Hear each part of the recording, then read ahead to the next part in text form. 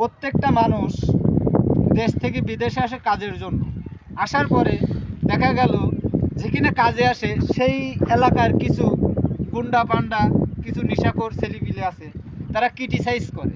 আপনি রাস্তায় যাবেন, দেখা গেল যে আপনি এক জায়গায় বসে আছেন, মেন হাই রোডে আছেন, ওখান থেকে আপনার ক্রিটিসাইজ করে ধরে নিয়ে যেয়ে দেখা গেল একটা নির্জন জায়গায় নিয়ে অপহরণ, মোবাইল কেড়ে নেওয়া এবং টাকা পয়সা জরিমানা করা, নানান পথ। আসলে এর থেকে আমাদের মুক্তি পাওয়ার জন্য কি করা যেতে পারে? কেননা ঠিক এই সিস্টেমে এই 2-3 দিনের ভিতরে আমাদের এই জায়গাটা হয়েছে।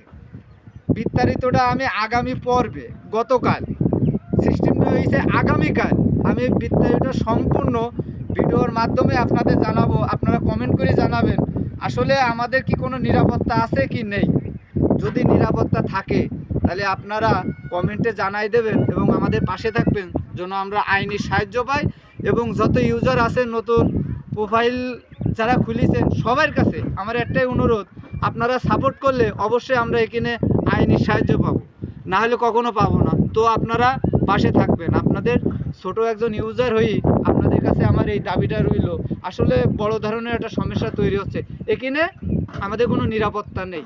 এই জায়গাটার নাম কি বলো, তুমি বলো। সন্দীপ। সন্দ্বীপ কি চট্টগ্রাম? হ্যাঁ, চট্টগ্রাম সন্দ্বীপ, হুজুরির ভাটা। এই হলো পরিস্থিতি আমাদের। তো আপনাদের কাছে সহযোগিতা চাই যে আপনারা পাশে থাকুন এবং সহযোগিতা করুন, না হলে আসলে আমাদের চলতে ফিরতেও খুব সমস্যা হয়ে যাচ্ছে। হ্যাঁ, আর এমন একটা জায়গায় আমরা আইছি, আমরা আসলে বুঝতে পারিনি, তাহলে কখনো আসতাম না।